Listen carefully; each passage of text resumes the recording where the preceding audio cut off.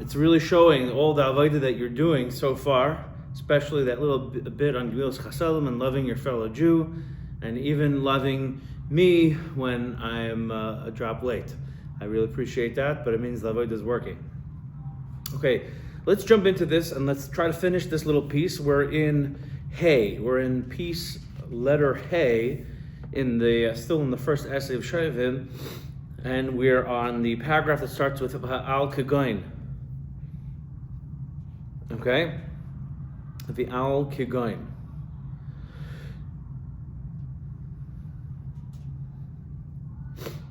Okay. Al Kigoin da Matzilim Midarim. So we were talking about. I forgot. I got my little intro that I got to do. I apologize. Please join the WhatsApp group.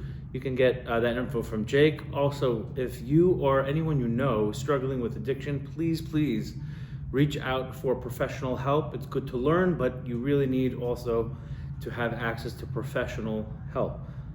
And this year, as always, is Leila Nishmas, my father, Yitzchak Kaddish ben Hanan, Oliver Shalom, may Hashem have an aliyah. Okay, let's jump in. We find in Maseches Nadarim. We find in Maseches Nadarim the very famous Torah of Shimon HaTzadik. You may all be familiar with this Torah from Shimon HaTzadik. But it goes like this. So in Nadarim Tesam Beis, Amar Shimon HaTzadik, Miyami loy achalti asham nazir tamei ela echad. In my entire time, I have never eaten from the asham of a nazir, only one time. Pamachas ba'adam echad, there was a person that came, and Shohi Yafe Naim, he was very, very handsome. He was very pleasing to look at. So V'toiv Roy, and he was a good looking guy. He was a real Chad, as they say in today's lingo. V'amarti lo, and I said to him, like, why did you see that you need to destroy your hair? Because as part of the Nazir process is you're cutting and destroying all your hair. So Amrle, he said to him, Roye ha'isi, I was a shepherd. I am a shepherd. La'aba, for my father. V'halachti limleis mayim, and I went to draw some water min hamayan, from a spring. I was with my sheep. V'nistakalti bibabua shali. I think babua in modern Hebrew is a doll. Is that true? I think it means a doll. But it means also your image, which makes sense why it's a doll. So he saw in the reflection of the stream, he saw as a reflection of himself. So, which is also interesting, like he never knew. I mean, it's not like the story with Avram. Remember, we're still in the middle of the topic discussing when someone's being confronted with a crisis of Yetzer Hara, that you're being completely blindsided. Like you're doing your thing, you're going about your day, and you just completely, get grabbed and fall into some kind of sin. It could be a small sin, but you were completely unexpecting it. It could be really, really huge. And we talked about it, right? There's two ways to get blindsided. You can get blindsided if you are, slowly creeping up. If you're white-knuckling it, if you're white-knuckling your avodah, you're not really doing the three things and honing your weapons correctly.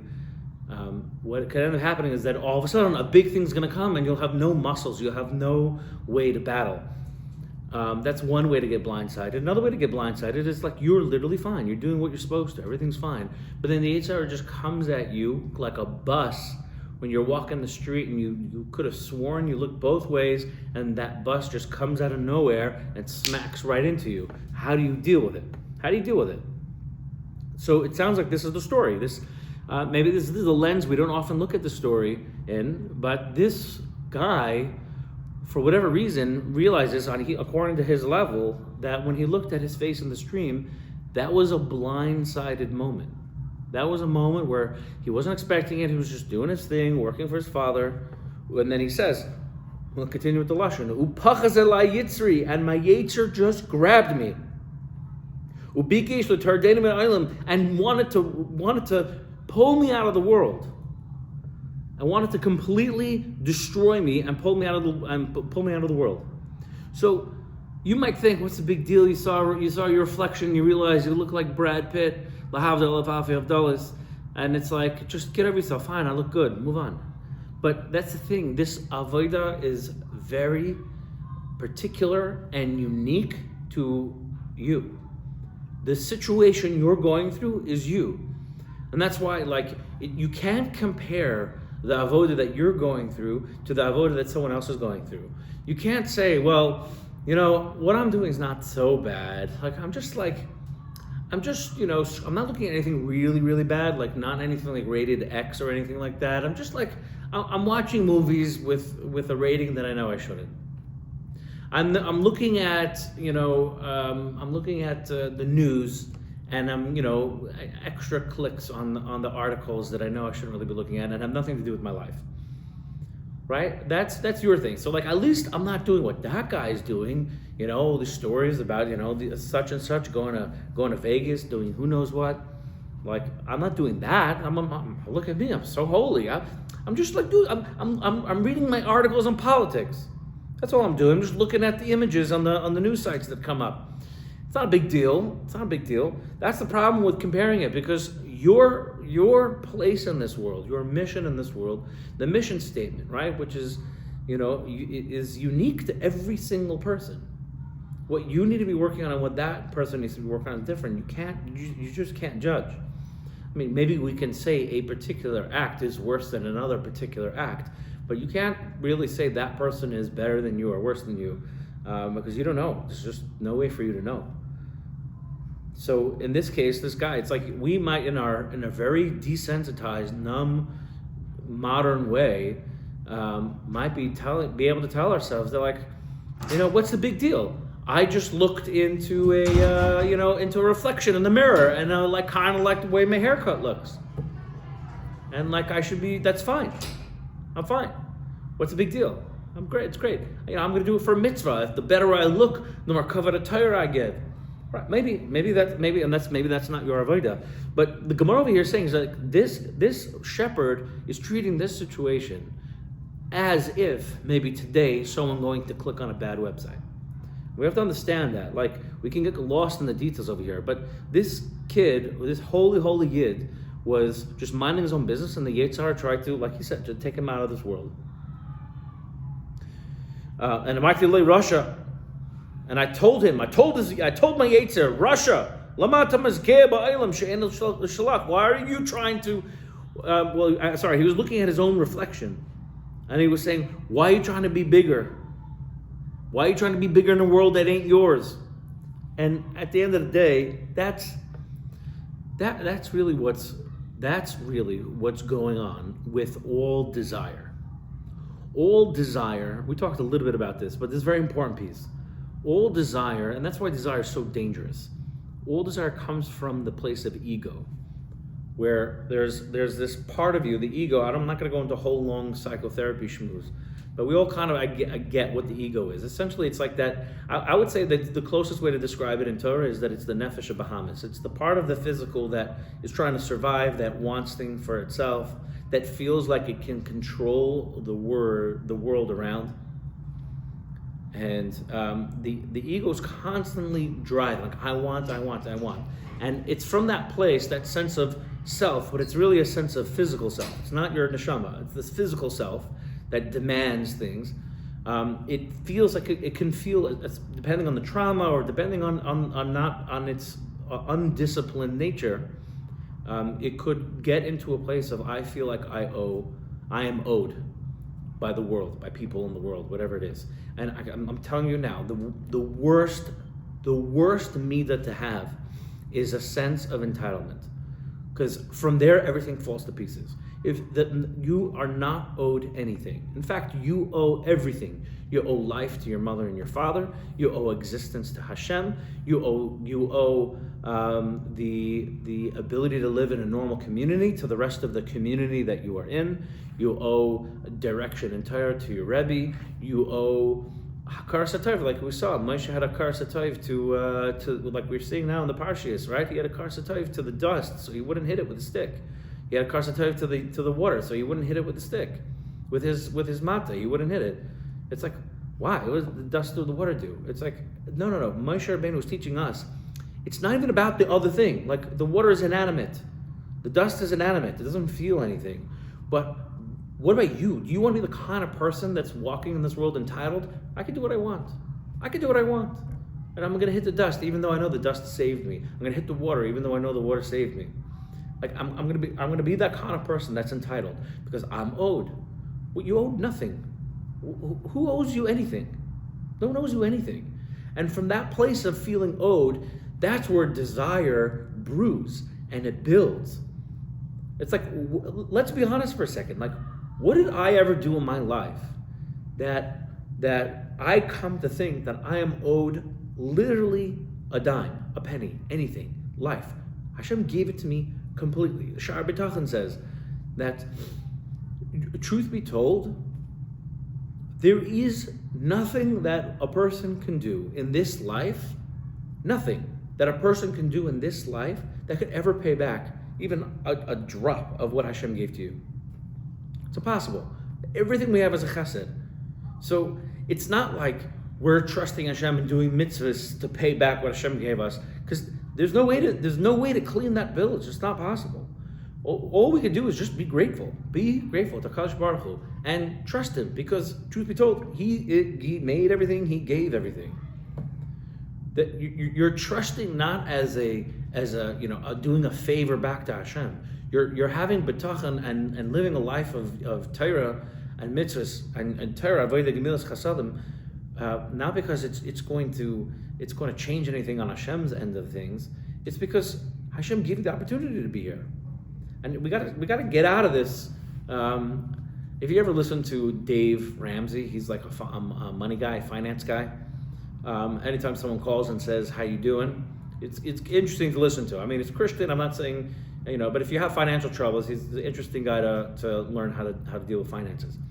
But whenever someone calls in, he says, and they say, "Hey, how you doing?" He says, "Better than I deserve. Better than I deserve."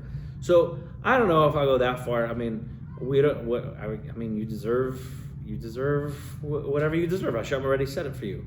But I think what he's trying to say over there, and what I think I've heard other people say it too, it's like this notion of like, God gives me everything and I am not owed anything. And when you live that, you're not constantly running after this desire that's pulling, that's like a chain wrapped around your heart and is leading you around. It's literally slavery. Right? Like, freedom, my Rebbe always used to say this, Rabbi Aaron Kaufman, and when I was in Waterbury, in Beis Medrash. He always used to say this. He said that freedom doesn't mean being able to do what you want. Freedom means that you have the ability to choose the right thing. Because people who do whatever they want are often slaves. They're slaves to their desires. Because they are compelled to do things that are not good for them, but they're clouded and numb and desensitized to the actual dangers and that are in front of them, and they just follow the desire. I believe also, like in AA for Alcoholics Anonymous, they say like if someone's going through a compulsion, again, I don't know if this works for everybody, but it could be one of the tactics is they say you gotta think through the drink. It's a good way to remember it. Think through the drink. And what that means is, when someone's feeling compulsion to drink alcohol, right? So you could be blinded. It's possible to be blinded by that compulsion. And you just like, I want to have that feeling. I want to taste that, that sting, and I want to get that feel, that like euphoric feel as the alcohol hits my brain. But keep that thought going. Don't stop there and then grab your drink or go out and buy a bottle or whatever it is. Keep the thought going, and then what else is going to happen after you have that euphoria? You're going to drink more, and then you're going to drink more, and then you're not going to know where you are. Keep thinking that. Imagine, this is also using the koyach hadimyan. Think through the drink, like keep that thought going. So then you're going to drink more and more, and you remember how that feels. You got to tell this to yourself. You remember how it feels. You remember how sick you felt after you drank, a bottle and a half of vodka. I don't know, that probably will kill you depending on how big the bottle is. But the point is, you know how that feels. You know how sick you can feel. You know what's going to happen when you get blackout drunk. You know how much damage you cause. You know how much pain you cause to the people around you. And if you go through the whole process, don't stop at the feel good. Go through the whole hishtalshelus of what happens when you fall to your desires. You could start regaining some semblance of control. Again, that's not a tactic I would say like, a cure-all, a be-all, end-all, but it's something that we're talking about over here. It's like you got to understand that desire, the end point of desire is pain and destruction. And it's very easy for us to get deluded and confused and think it's not, because you look around, you see all the people. You see all the people that, they're enjoying life, and it looks so fun, and everything's great. But then, like, you think through the drink for a minute. Like, really, like try to meet people who are, like, on the other end of it. Like, I was in nursing homes, and I worked in a nursing home in the south side of Chicago.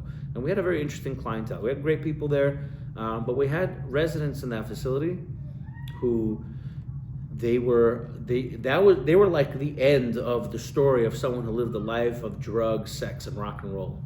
Like, they were the other end of it, and it's not pretty. The diseases that people have, and there's dementia caused by ETOH, which is alcohol poisoning. The psych issues people have from overusing drugs. Families who don't ever want to even come visit them. It's really, really painful to watch someone going through the end of that. I recommend it for everybody to work in nursing homes. Spend a few days, and especially in a psych facility where you get to meet people who are really living, just a slave to the desire or addiction or whatever they were dealing with, and then you see the end result of that. Very, very stark a picture of what happens. It's very, very important to think through that. So that's it. That's what desire comes from. The desire is really coming from that ego. Desire is going to destroy you, and it's from that sense of I think I'm owed, because you think that you are the center of your universe, and you are not.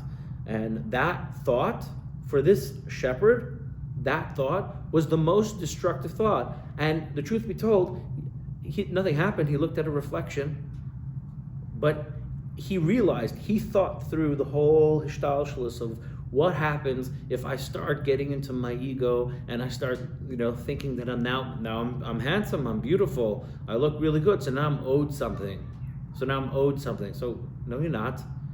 It always struck me as, like, especially as kids, like, we tease each other and we kind of like put ourselves into like classes. Like, I remember in class, like, I went to a from school growing up. It happens in from schools, it happens in public schools, it happens everywhere.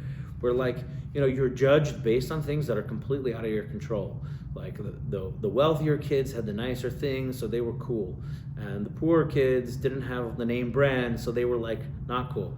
And then there was, like, the handsome ones, the good-looking guys, and then there was, like, the guys, that, were taller or stronger, that had, like, were better at sports or things like that. Maybe some of that is you have some level of control over, but not really. Like, you are what you are, especially when you're growing up. You didn't hit puberty yet, but we all were judged for that. And it's the most wild thing. It's like, what did you do to look that good? Nothing. You didn't earn that money. So, like, why are you judging the other kids in your class who don't have money? Like, your father was the one that went to go work and worked hard or whatever, did the deal, and now you're benefiting from it, and now you're lording it over as if you have some bias over that. It's the most retarded thing in the world. You're lording over something else that you have no control over. And then when you really think about it, Hashem gives everybody their parnasa. You have no control over whether you're going to be super wealthy or not. You really don't. Like, you have a shtadlus, and you can do work that's meaningful, and if that work then is scalable, Hashem could set it up that it could be scaled up to a lot of money. But whether you get the actual lot of money or not, that's completely up to him. So even the adult, even the father who's wealthy, we see this as in our communities when we have these adults that are still living like they're in high school. They're still living like they're in middle school, kind of lording over other people. And not everyone's doing this, but you know what I'm talking about. The people are doing that, and it's like, what are you doing? It's not yours. It never was yours. What did you do? So you sat in an office and you figured out how to press this one button, this one lever of business, and therefore you're like God's gift to the universe. It's like, what You know how to do this one thing, and every time you press it, it pours cash into your hands. And the joke is that thing's actually not connected to anything. It's just Hashem decided you're the shliach to hold on to that cash. So like all of a sudden you now, and like you see these people sometimes, they're like pontificating about like the community and what they should do, and making judgments about this rabbi and that person and that group, and it's like, what did you do? You didn't spend the days in yeshiva. You were working, which is fine. No judgment. I'm not here to judge. Everyone's got their job in life, but like, you know how to make money. What does money have anything to do with you making decisions or making judgments about other people? It's all coming from desire, and it's all coming from ego. It's all coming from a sense of being owed. Because look at me, I'm owed because I have this money. It's just made up. It's just a made up construct you have in your head that money means anything. But then you start making decisions about the world because you, in your head, think you're owed that covered to be able to make decisions about what's going on in the world. It's all boils down to that ego, and this kid, before all that happened, before actual damage happened, he saw like a flash forward. Like people before, when they have like a near-death experience, they see their whole life flash before their eyes. He had the full opposite. He saw his reflection, and then he had a flash forward image of his whole life in front of him if he goes down the path of desire. And that scared him so badly. He saw the destruction. He saw the end. He freaked out, and he decided I have to do something. And I'm not just going to shave my hair, and I'm not just going to make myself ugly. It's not enough. I always think when I learned this story at first, it's like, you just shave your hair. Why do you got to be a nazir? We know, like, you're not really supposed to become a nazir. There's only like very specific reasons, like Rosh Hashanah saying. And he's like, no. I have to shave my hair as a result of becoming a nazir, because I need to uplift myself, because I see my whole life falling into the dark. I see my whole life, completely destroyed. I'm going to uplift myself and become a nazir. And avodah shagal chol shemayim, and therefore the avodah was that I shaved for the sake of heaven. Okay, so miyad amadati v'nishkasiv al reisha, and I kissed him on his head. That's what Shimon HaTzadik said. I kissed him on his head. So, from you there should be only from you there should be these kind of nazir. That really everyone else was like, a nazir is very easy to fall into like a sense of high and mighty. I'm all that. But no. Only because only this type of nazir was like the only real type of nazir. The Inish Shimon HaTzadik Svar Leisha Mikra that Duchbar Alav.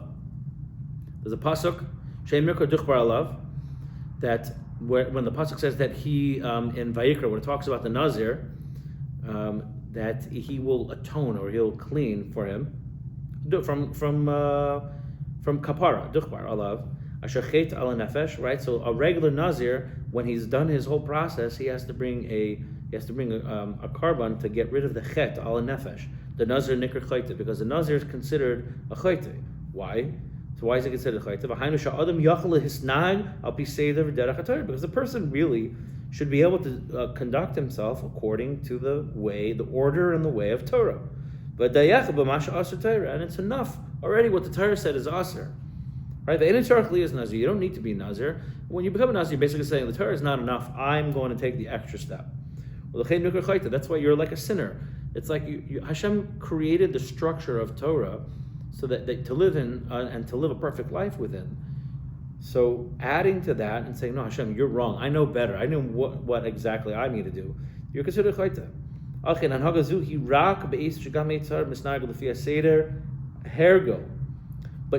that, and this is the whole part we're learning out of this right now.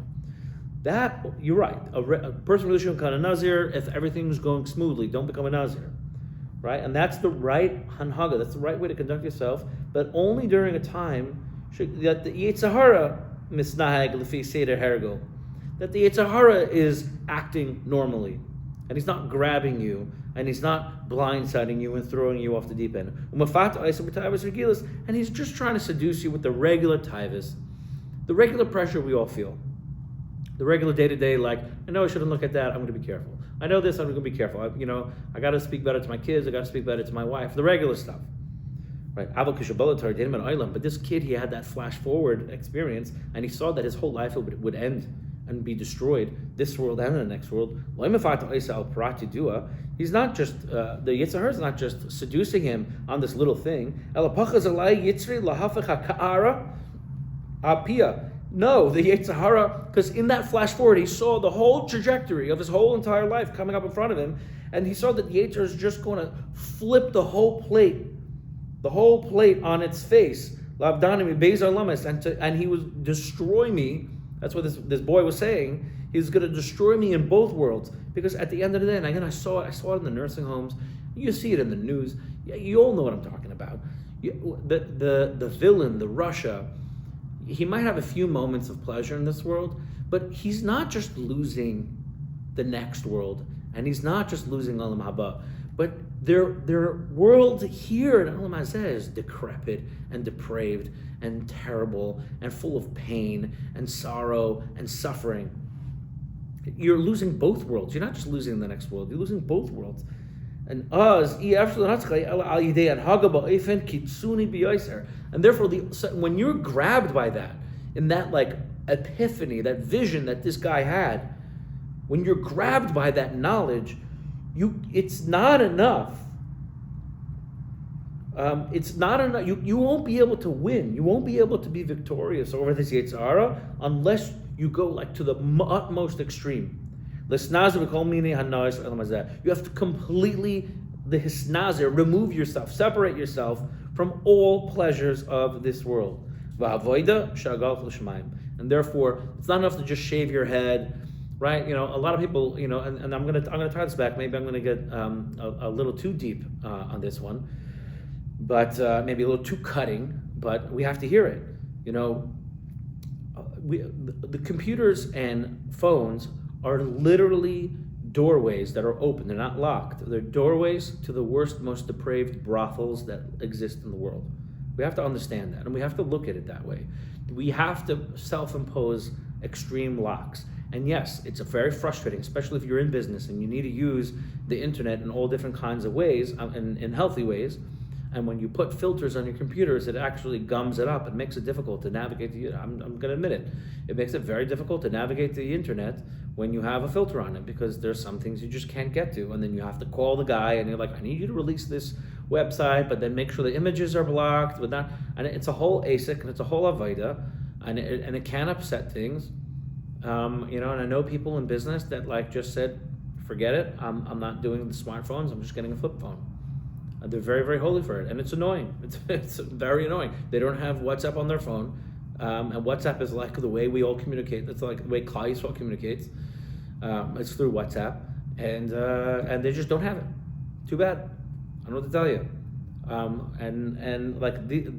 These are like Nazir type things that some people have to do, and they should be praised for it, and they're not praised enough.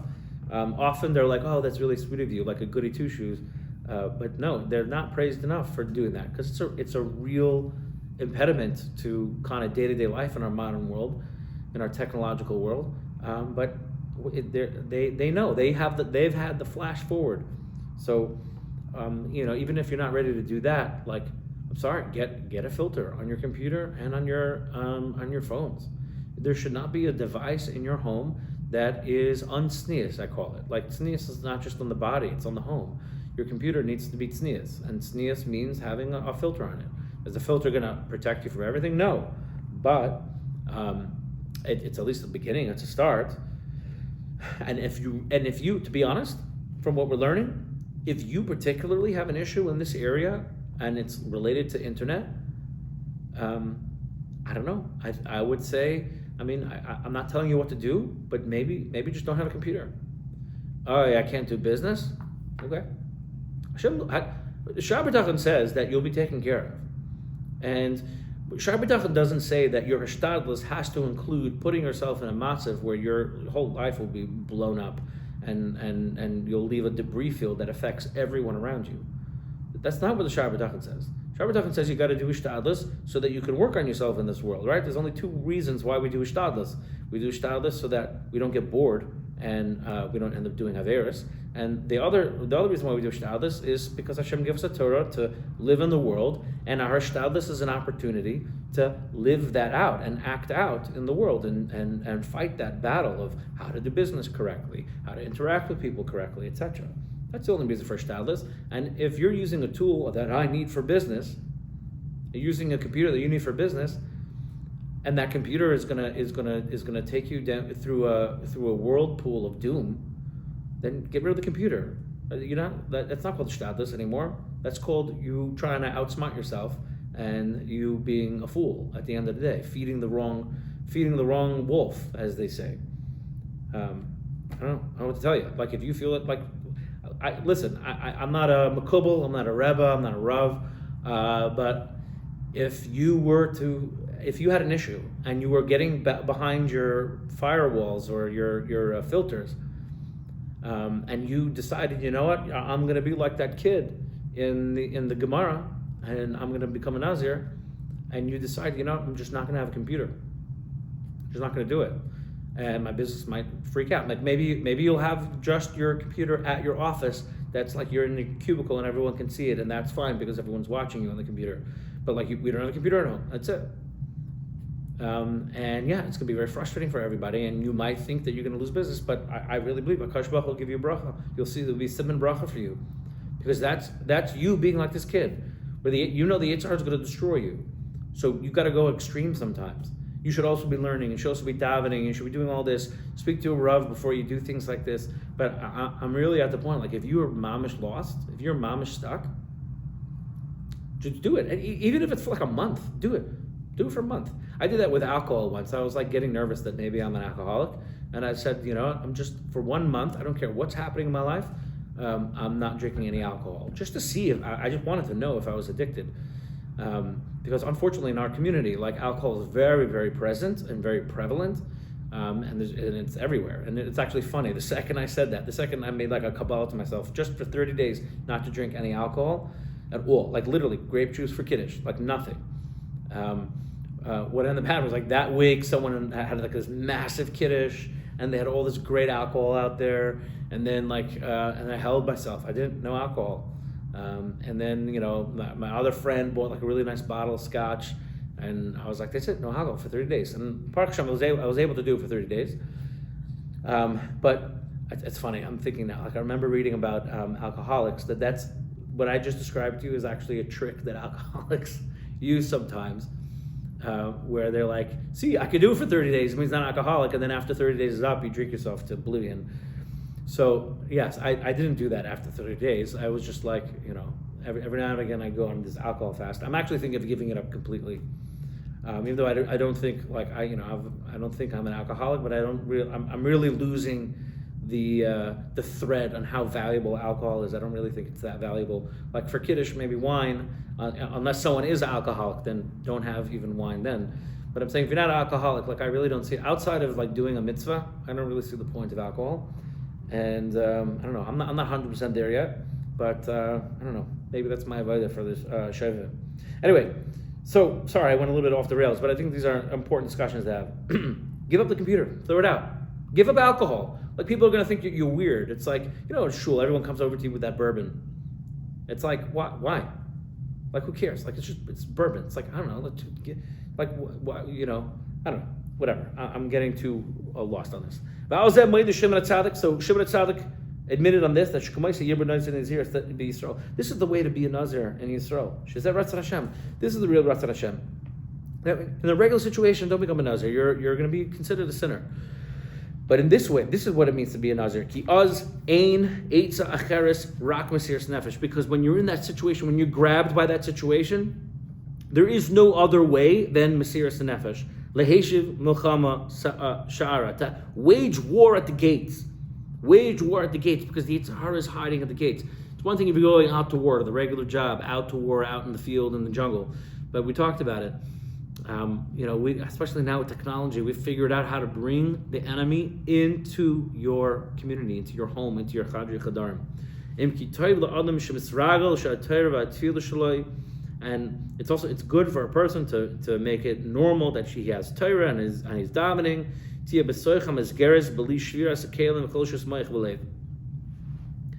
And that he's learning in this like secluded environment, and that he's not secluded, in a protected environment, and that he set his world up, he set his dalet amos up in such a way where he's able to focus and he's able to do what he's supposed to do.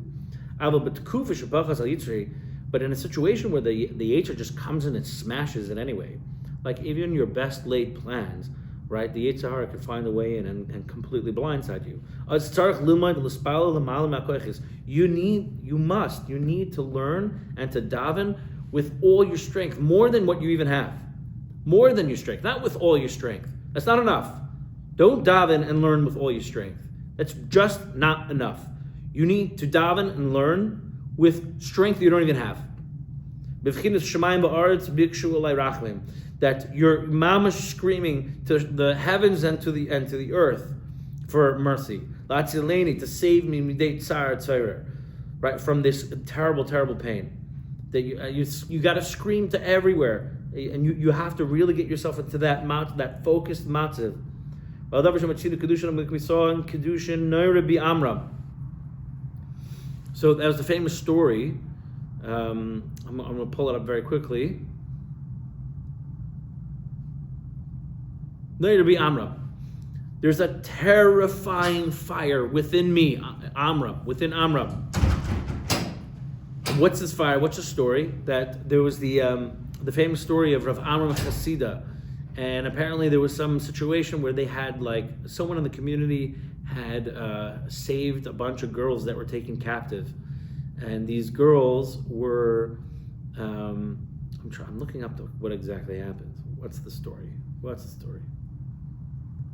A group of female captives were redeemed and temporarily housed on the upper floor of his home for protection.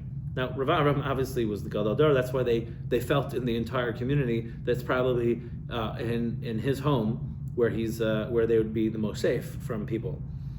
And what ended up happening was he found himself with an overwhelming surge of desire. Again, we don't really understand how these Gemaras work, but he found himself with an overwhelming desire to go up to that roof. He had to climb the ladder to get up to that second floor, and he started to climb the ladder.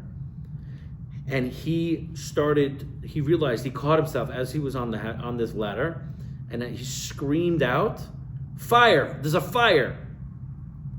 And people started to run, and then they saw there was no fire. And then they like kind of figured out, it was kind of awkward. They kind of figured out what he was doing, and when they arrived, and they like, what are you doing? He says, better that Amram is embarrassed in this world than disgraced in the next world in front of Hashem.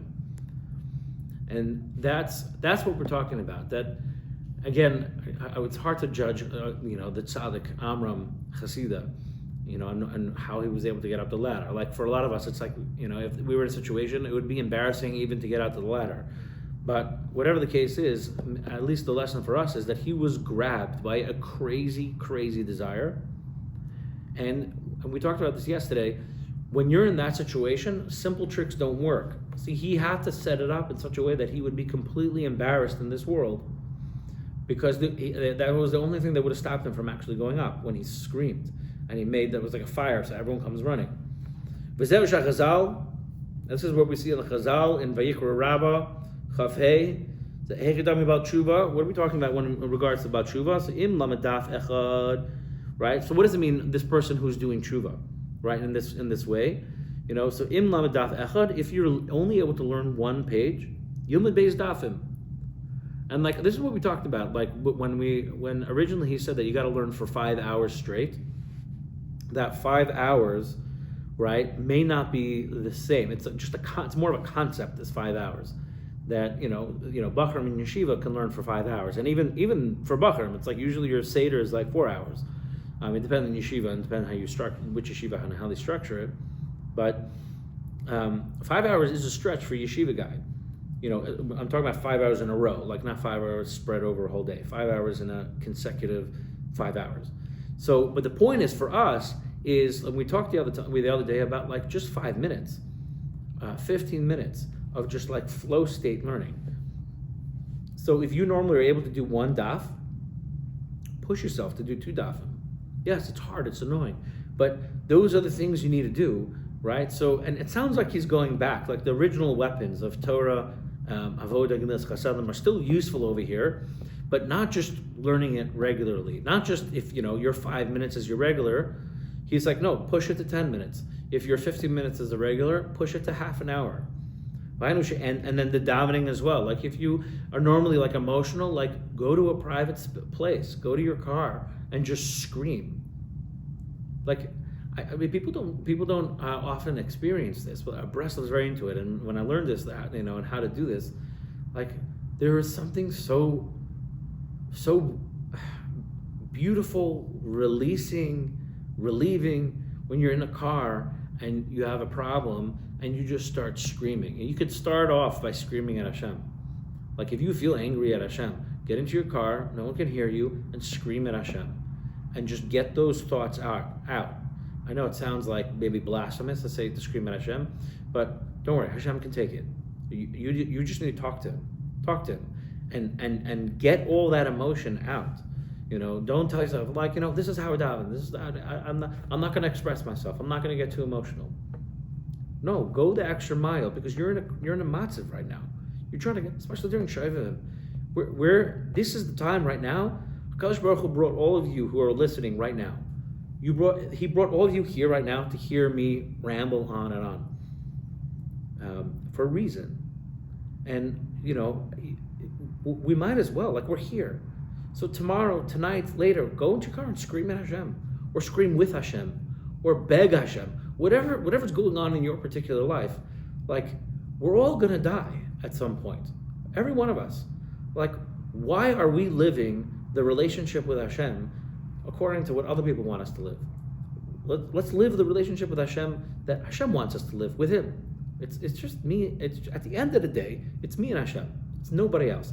I need to listen to a Rav. I need to have good friends. I need to, live in a community, and I need to learn Torah best I can. But at the end of the day, when all of that's stripped away, all there is left is me and Hashem. That's it. So no one else can tell you how to do it. Rabbi Nachman talks very extensively about this. You have a personal relationship with the HaKadosh Baruch Hu, and you have to figure out what that is. It's on you. Hashem's waiting for you. It's on you to figure that out. And if you're going through a crazy situation right here, like, you can just white knuckle it and see where that gets you. I know where it gets you. I told you about the nursing home residents, but I know in my own life. You probably know in your own life. You know where that gets you, white knuckling it. I'm just going to go to Shachris. I'm going to go to Daf Yomi. I'm going to listen to the Rav's drasha, and I'll be good. I'm good. Everything's fine. Everything's good. It's not fine. Don't lie to yourself. Adam, I'm talking to myself too. I can't lie to myself. It's not fine. What's fine about it? So you learn Daf Yomi? Great. Where's that going to get you? If that's not the Torah that you're supposed, you should learn Daf Yomi. No problem with learning Daf Yomi. But if that's not the Torah that's going to connect to you on a deep level, you're wasting your time. Literally, I'm telling you right now, you're wasting your time. Now, if you learn the Torah that you're supposed to learn, and you have that connection, and you're going the extra mile, and when you have a crisis, you're talking to Hashem, and then also you learn Daf Yomi, that's great. You should learn Daf Yomi. You should learn all of Shas and Paiskim, and I give you all the bracha to learn Kol Torah Kula. But if you're not having the real relationship, we're playing a game, and it's fake, and it means nothing. Sorry. I know I'm right at the end, but I'm going to keep going to finish the paragraph. If you guys are with me, I'm fine with that, but we're going to finish Hay tonight, and we'll leave it for you for Shabbos, so we'll give you a little extra time here, but if you need to also log off, that's up to you. So, if you're learning a daf echad, push yourself to learn 2 dafim. And if you really don't have any time whatsoever, and people do, it's true. If you really don't have time to learn more than 1 daf, and your situation is legitimate, people have crazy jobs out there. People have crazy life situations out there. It's not for us to judge when someone says, "I really can only learn a daf." But if you're being over in these chetaim that are going to drag you to the sha'ol tachlis, you have to kill yourself to learn 2 dafim. I'm sorry. I know you're working 3 jobs to pay the rent. I know that. I know what it feels like. I've been there. You're working 3 jobs to pay the rent. Your kids are a handful. Maybe your wife's not feeling well. Maybe she's unwell and she's not able to run the household the way. Maybe something's going on and she's not able to run the household. Not judging her. People go through crazy situations, and you just literally don't have time because you're managing the household and the kids, and you're also doing 2 jobs, 3 jobs, and you're barely paying the rent, and the schools are after you because you didn't pay your tuition, and the gas was turned off, right, because you didn't pay your gas bill, and like all these things are coming at you at once, and you have already carved out time, which is, you're like a huge tzaddik already. You have carved out time to learn your daf a day. And obviously we're talking about the daf for you is the thing. For some of you, the daf is the thing that it just lights you on fire. So then double down on the daf. I'm not knocking daf yomi over here. I'm just saying if that's not your thing, don't do it. But if daf is your thing, not drill down into that, man. But if you could only do that one, and you really slammed, and there's like real life situations going on, I'm not talking about people being lazy, but you know that you're falling into, like, especially if you're in a difficult situation, and it's much harder to fight the Yetzer Hara, of course, that sense of ego of I need relief, I'm owed a break. You gotta fight that, you gotta kill it, you gotta kill yourself to get that second daf in, if that's your thing. Right? And when you really do that, you'll be able to find that koyach inside of you.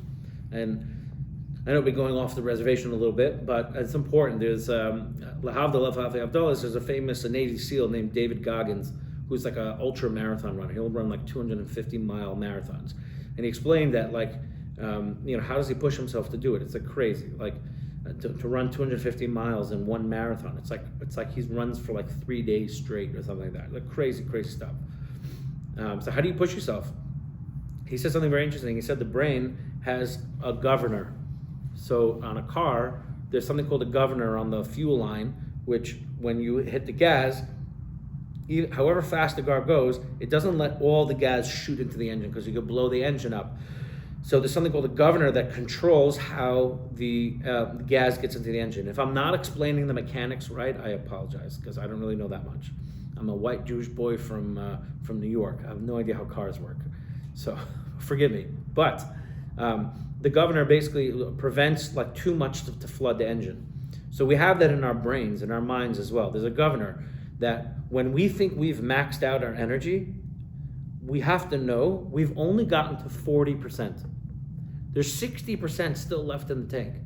But our brain, our animal brain, is putting like a stop and like telling you messages, stop, you're overexerting yourself, because it's in fight or flight mode, right? Because you're putting extraneous pressure on it. Maybe you're running, maybe you're working out, maybe you're moving house and you're schlepping a big bed up the stairs. Your body's like, if I continue, I'm going to get hurt, I'm going to get injured. So the body shuts it down, but it shuts it down much earlier than you actually get injured, because it doesn't want you to get injured. So you're only at 40%. So when you hit, and this is, I 100% believe the same thing in Ruchnius. There's the same thing in Ruchnius, where it's like we push ourselves, and we're like, I'm tapped out. I can do my hour a day learning, and that's it. I'm tapped out. I can't do anything else. I got my little tzedakah I do. I go to davening, but his buddies in the car is too weird. I'm not doing it. Because the Yetzer Hara is making you think that if you do all these things, you're going to lose your sense of self. You're not going to have an identity anymore. You're not going to be the person you are. You're not going to be Adam anymore, the cool guy who quotes movies all the time, right? You're not going to be that guy. It's a governor. It's the governor on the Nefesh Bahamas, because the truth be told, your neshama has no end. It's not like a human body that eventually has an end and could get hurt. It's like, no, your neshama has no end. It's chelik el kamimal. It has koiches beyond anything. But Yetzer Hara puts a governor. This whole guf that we live in is a governor over our body, preventing us from really maxing out our potential, because it wants us to stay here in this physical world. So you just got to know, like, and on the physical body, you're when you're maxed out, you're only at 40%. Your spiritual, when you're maxed out, you're not even barely at a 0.5%. You're not even barely at 0.5%. It's infinite what you can do. But we think that we can't do more. But you need to kill yourself to do more.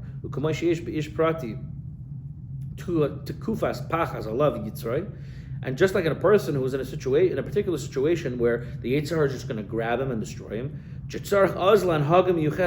you have to go through a special way of dealing with it. You can't use your regular ways.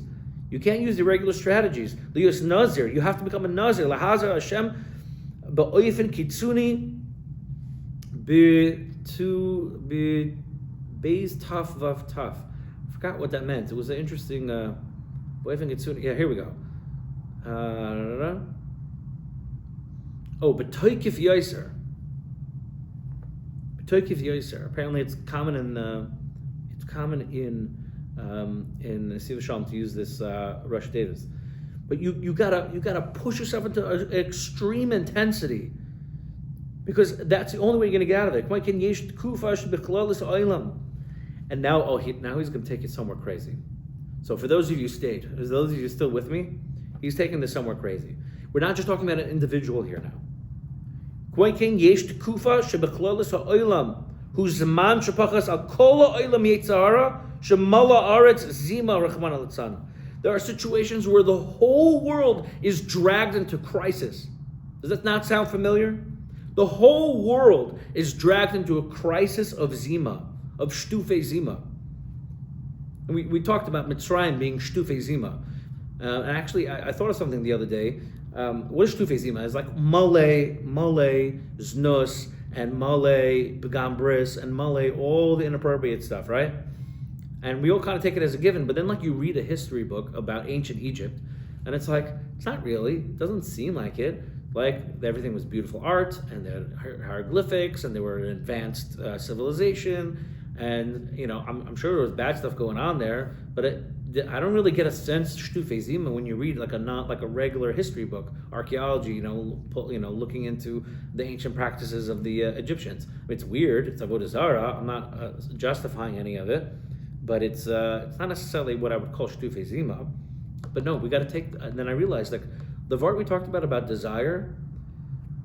That was a culture where everything was about desire, even things that were not znus, even things that were not inappropriate. But it was about we demand. And you see the way Paro talks, and the way we see even the Torah. This is what I want. This is about me. Everything's about me. So we want culture for me. And we want hieroglyphics and things that are pretty. And when you see the mummies, when you look at the whole concept of mummification, it's like in a way you can look at it as they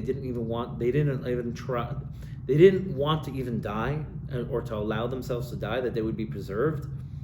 That is such an expression of desire, of ego, such a huge expression of ego. So they were a culture that was shtufe zima because their whole culture was contingent on I'm entitled, I am owed. And of course, where does that lead you? That's going to lead you to hedonism, that's going to lead you to Epicureanism, that's going to lead you to znus, it's going to lead you to gambris. And this happened not just in Egypt, it's happened in Rome, it happened in Greece, it's happening right now in America and in the Western world. It's happening where we are all, and we're living in, not Yidden, but the Yidden in America are living in a culture that is shtufe zima.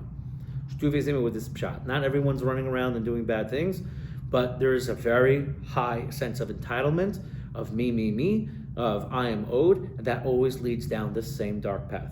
And we're talking about a world where we're in crisis. We're in a world in crisis today. The Yetzer Hara is roaming the streets. And you gotta walk around with your sword on it. Sorry, not roaming. Sorry, Mishtolel is raging, not roaming. Yetzer Hara is raging through the streets. There's enemies running through the streets. And michutz taskel cherev. And his sword is causing bereavement throughout the entire land, which means this sword is not sheathed, it is causing devastation. Ish Chabura al Yerecha mipachad beleilos. And each person must be carrying a sword at his hip, ready for battle at all times, from this fear in the night. And even from in the closed areas, in the homes, in the rooms, there's fear living there. You got to carry your sword with you, even in the Chadri Chadarim. And that's what it means. You have a phone in your pocket, you're in the Chadri Chadarim. And again, everyone's got their own struggles. Whatever that struggle is, in America, we figured out how to get all your struggles to your home. You want drugs, you can get it shipped to your house in a discreet package. You want alcohol, shipped to your house in a discreet package. And you want sex and whatever depravity exists online, it's in a phone and it's there for you for a low price of $19.99 a month. I don't mean to be so graphic, but it's important that we really feel this danger. And Hayurida Hamusaris Shu Betsura Mavhila. So this fall of ethics, and it's not just for Klal Yisrael, right? There's this fall of ethics of the world. And you hear the Christians screaming about this. You even hear like the normal Muslims, not the radical crazy ones, but the normal Muslims also screaming about this. I mean, truth be told, there's a whole movement of Stoic philosophers out there. They're screaming about this, right? Even though they're not even they're generally atheist, unfortunately. But many of them are screaming about the unethical behavior that's going on in the Western world. Shibatsura Mavhila. It's in this completely disintegrating state, and this chasing after pleasures of this world, and to have all these luxuries and all these extras, that you become a menuvel b'reshus HaTorah. Now we're getting a little close to home. Because this is right here in our community. Right in our community where everything's got to be nice, and our bar mitzvahs have to cost so much money, and it's not appropriate for you to spend less than this amount of money on bar mitzvah. You have to have it covered. It's like, well, I can't pay my bills. It doesn't matter. This is what we do in the community, and the drive. Everyone who makes money, right? We kiss the floor they walk on, right? And because they're the ones writing the checks to the meisters. Not every meister works this way. I don't want to start calling out meisters, but we all know what I'm talking about. We know exactly what I'm talking about. We're becoming menuvel b'reshus HaTorah because we're even in the frum world, we're starting to develop this sense that we are entitled to something. And it's like, no, we're not. We never were. We never will be. We are here for a mission, and we got to complete that mission. Some of us will do it with money. Some will do it with other things. But we're starting to just, the kind of car Yenim drives, and we're also like, we all live in communities where people are buying 2-3 plots of homes, knocking it down and building a mansion, and then right next door is like a regular normal house, and then next door after that is another huge mansion, and it doesn't look good. It's not a good look. I'm not telling wealthy people what to do. Wealthy people do whatever they want. It's not my place. My place is for me. Like, I need to stop focusing on what other people are doing. I think that's what I don't want to get into, because I'm really going to go off the rails if we talk about lavish living and the money. But at the end of the day, the Yetzer Hara is grabbing us from all ends. It's completely consuming us, and it's not just the money. It's this egotistical desire that I need, I want, I deserve, which obviously at the source of that is just ends in Zima. It just ends in Begam birth. V'haidurim b'nyoni olam hazeh, and all these beautifications in olam hazeh, mavirim al datei v'al das koinai. Right? It's all coming down on us. It's all coming down on us. V'chol mini dvarim shakaru shemea I efshar shleya nechua. I efshar, that we're not going to get burned. All these things that we're reading and we're hearing and we're listening to, it's not possible that we're not going to get burned. Anytime you listen to the radio and there's an ad, anytime you're exposed to anything out in the world, like you're just seeing the way people dress, the way people act, like it's not possible you're not going to get affected by it. And it's all filled in our culture. It's filled with minos v'niyuf. with apostasy, obviously, like, bad hashkafa, and then also niyuf, which is just depravity. It's not, you're not able to conduct yourself in a regular way of tikkunim. V'rak shmira yiseri, you need to have extra guards. Ba'ofen kapdani al kol prat. You have to be maybe a little crazy, maybe what people might call OCD. Now, again, if someone actually has OCD, you need to get help for it. But if someone calls you OCD and it's just because you're trying to take your life seriously, then who cares? Again, we're all dead at 120. So yes, I wish you all a long life up to 120, but like after that, like no one cares what you did or didn't do. So like you were careful in Shmir Sinayim, so someone's gonna like make fun of you. So what? He's gonna be sitting in the coffin. You're sitting in the coffin. He's getting chewed up by worms. You're getting chewed up by worms. So like, just take care of yourself. And that's the thing. Stop focusing on like what the rich people should do, or what the poor people should do, or what the regular people should do. Like we got to stop all of that. Like rich people are going to do what rich people do. Poor people are going to do what poor people are going to do. Hashem's going to continue like He always has, forever and ever and ever. Only person you need to worry about is you. It's you and your relationship with Hashem. That's it. Stop. So, are you affected if you have money? Anyone here on this year that has a lot of money? So you got to ask yourself, am I using it correctly? Anyone here on this year that doesn't have money and is struggling? You also have to ask yourself, am I looking at Yenim who has money and am I getting all twisted in jealousy? Like it's all down to the individual. I can never tell anybody else what to do. I can only tell myself. I can only work on myself. And you need to know there is no other way, right? Like we said in all the way back when you're walking by the people doing laundry, right? And that if there was another way and you don't go there, even if you're closing your eyes, you're considered Russia.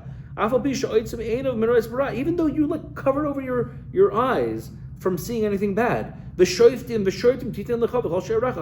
to put shoiftim and shoichim in all of the gates, which means you need to put up protections.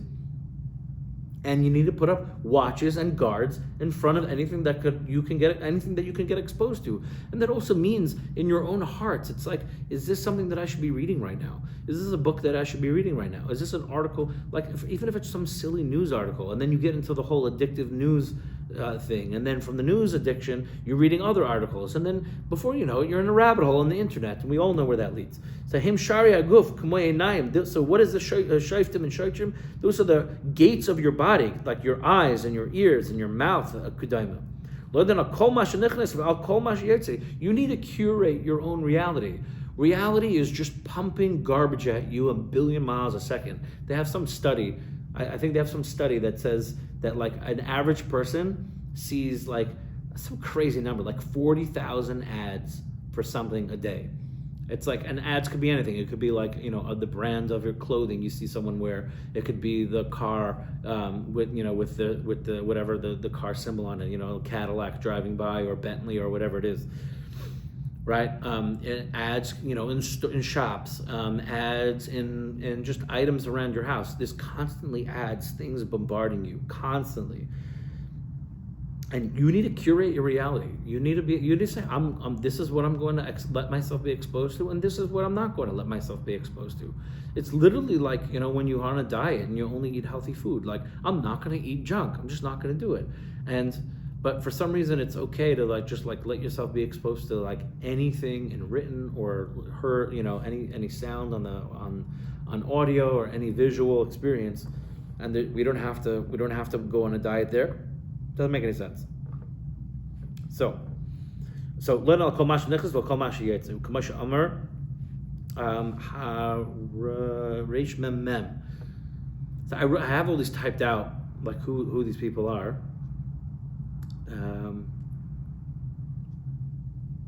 Or I thought I did. I don't know who that is. Reish Mem Mem. I think it was one of the tzaddikim of Slanim. I'm going to assume. Zeh Salas Bracha al person Bar Midbar, the pasuk in Bar Midbar. Chabez Hine Am Yotza Mitzrayim Hine Kisi is Ein Haaretz. Right. So this was a pasuk.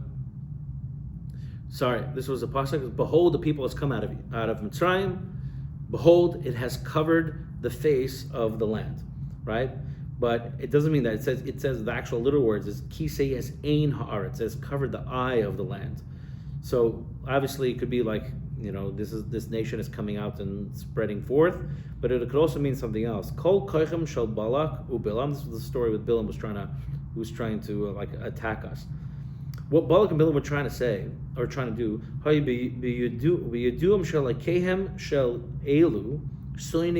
they knew that Hashem hated in a begam bris, hated znus, hated zima. And they wanted to destroy Klal Yisrael with the daughters of Mayav.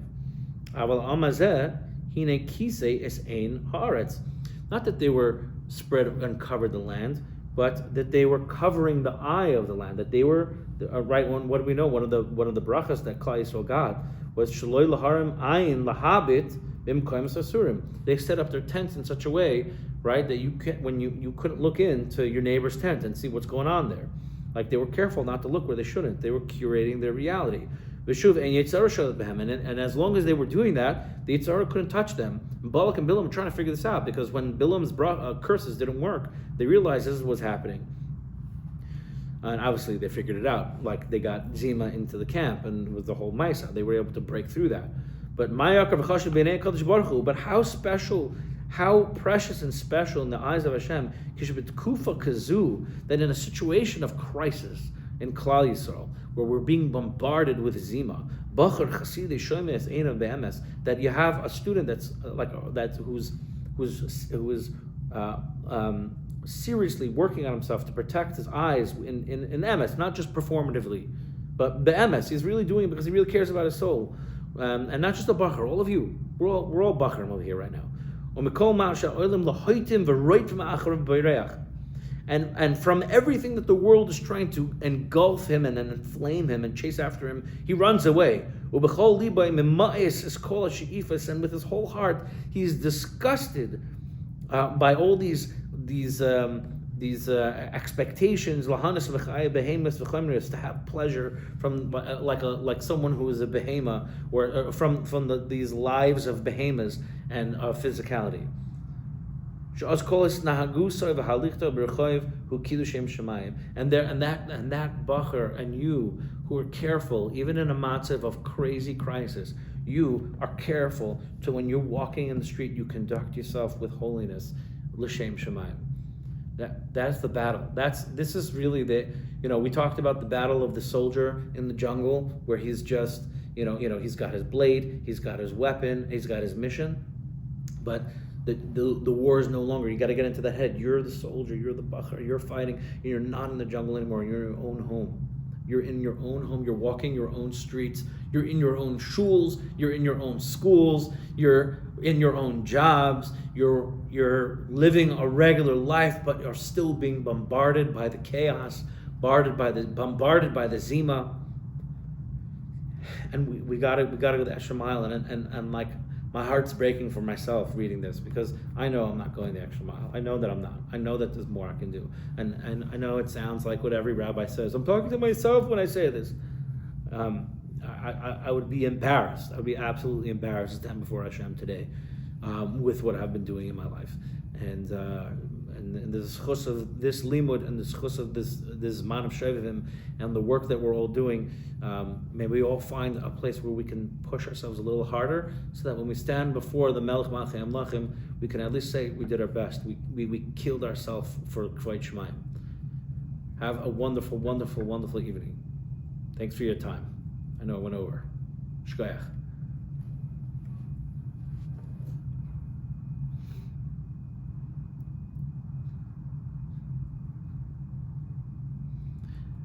If anyone is still on and you want to okay.